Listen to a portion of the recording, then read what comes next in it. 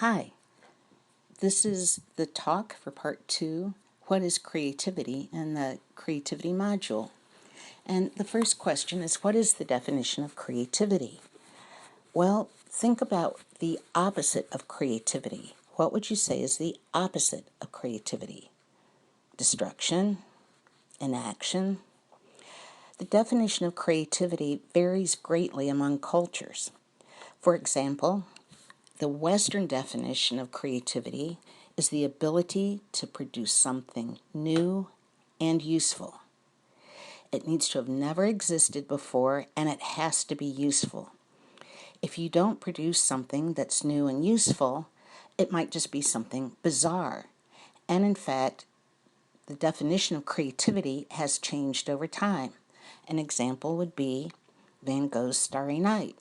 Was he mad and crazy or a creative genius?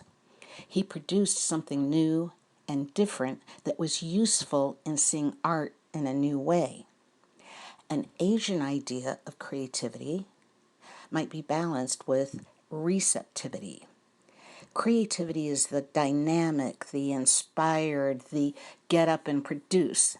But in the Asian view, you cannot have creativity unless you're also receptive.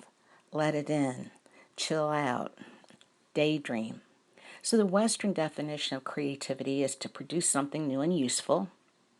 The Eastern idea of creativity is that that dynamic energy has to be balanced with being receptive, taking things in. Question number 2 says, describe what is meant by critical and creative thinking. Well, we've already discussed that critical thinking is a step-by-step analysis. 1, 2, 3, 4, A, B, C, D, bullet points, sentence after sentence. And when you're using critical thinking, you're talking about being very objective and scientific. So critical thinking is a step-by-step process that ends with one right answer. Creative thinking is a process of broadening your thinking and considering all the possibilities to come up with many right answers. Now, some problems are designed for critical thinking. 1 plus 1 equals 2. There's only one right answer, and there's a stage that you go through. Steps 1 plus 1 equals 2. I could be creative and say 1 plus 1 equals 11, but that's just stupid. It's not creative. So, creative thinking has certain problems that it is best for. How do we solve the pandemic? How do we break through social distancing and connect with each other? Questions that have more than one right answer show creative thinking. Now, the relationship between them is that they need each other. You can't have one without the other. Here's what I mean. If you think of critical thinking and you think of the scientific process that you've been taught in biology or chemistry or any of the natural sciences, first you create a hypothesis.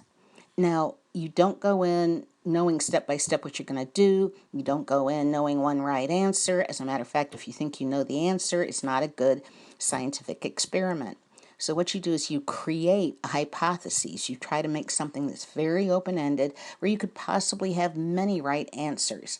However, at the end of the experiment, you're going to analyze it and have one correct response from the data of that critically thought out problem.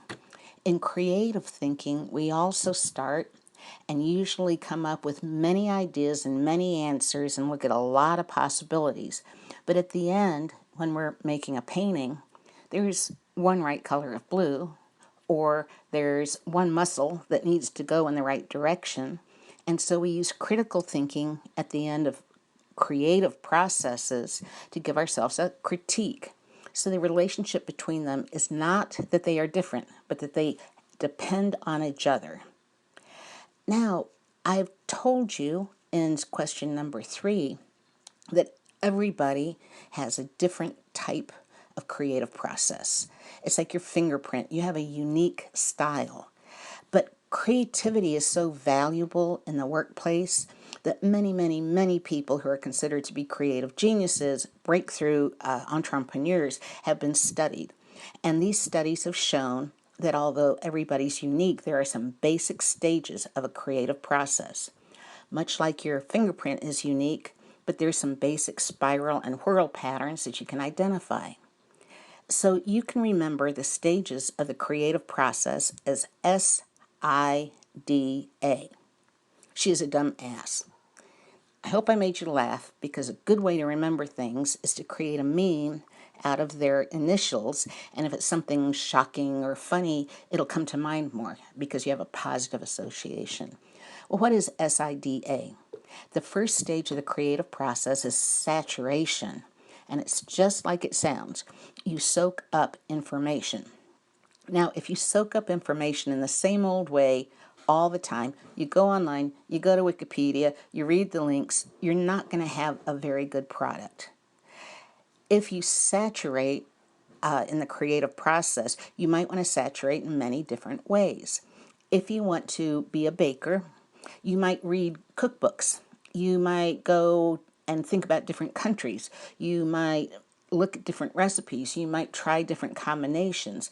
The more you saturate yourself or soak up ideas, the more creative the end result will be.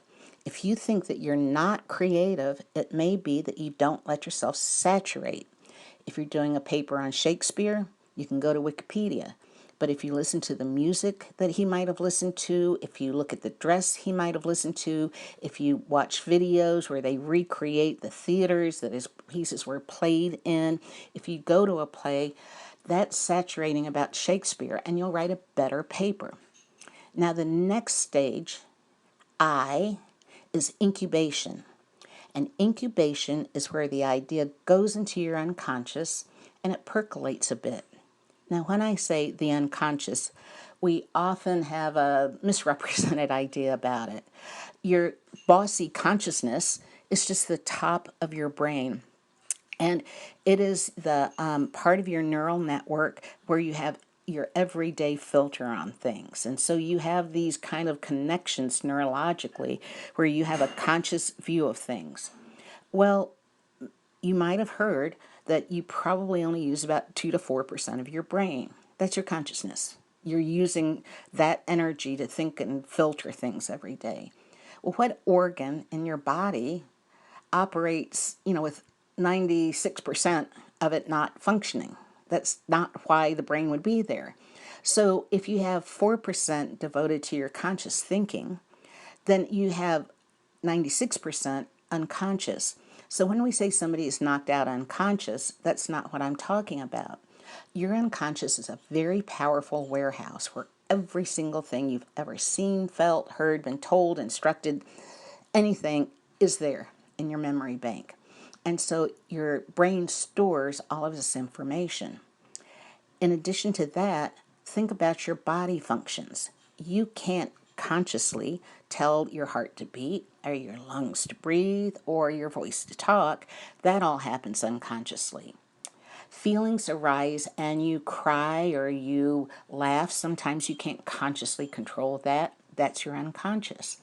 So in the scientific and analytical view, you do not go into your unconscious to solve a math problem. You do not go into your unconscious, to analyze an experiment. You want to be objective. However, subjectivity, who you are, what you know, everything you've done, everything you've experienced is there in your brain, and it's this incredible powerhouse of ways for you to put things together. Now, dreaming happens in your unconscious, and you don't just dream at night. In fact, you're dreaming while I'm talking to you, and it's easy for you to go off into a daydream. But what I mean is that this part of your brain is constantly putting things together and throwing things out and seeing the potential of things. So right now you're consciously listening to me, but in the background, your unconscious is still running your body, giving you emotions, giving you impulses, and has all that knowledge stored. Well, in saturation, you try to saturate so much that you really can't think about it anymore. You got to let go of it. You're sick of it. You got to get up and walk away. When that happens, it means that you've saturated to the point where consciously, in that 4% of your brain, you really can't do it anymore. So it dumps it into your unconscious. And you might want to take a walk, you might want to watch a movie, you might take a shower, you might work out, you might eat. You might have all of these impulses where you feel frustrated, you feel relieved. All of this is your unconscious working on that material. So incubation is unique in the creative process because you let it go into your unconscious. Now, a lot of people who say that they're not creative, they don't bring it out of their unconscious. It just, you saturate, it goes in there, you start the poem, you start the lyrics, you start the novel, the short story, the painting, and it gets stuck and you walk away from it and you don't walk back to it. Well, that's because you don't feed your incubation period.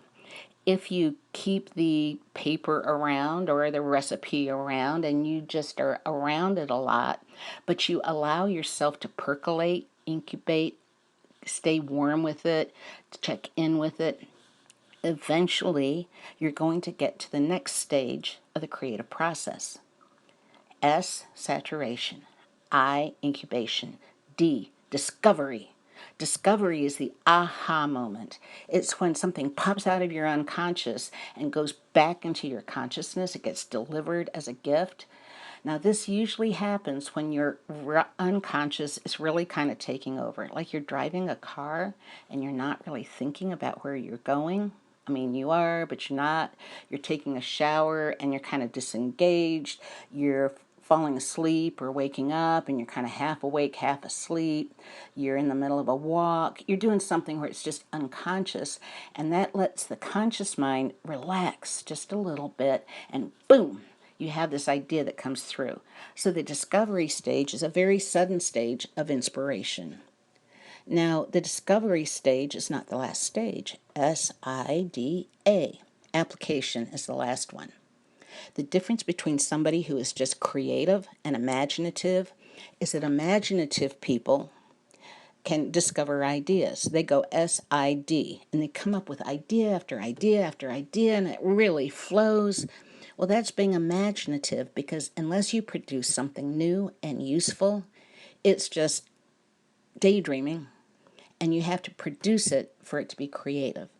So the application means that you have to make it, you have to create it, you have to analyze it even more.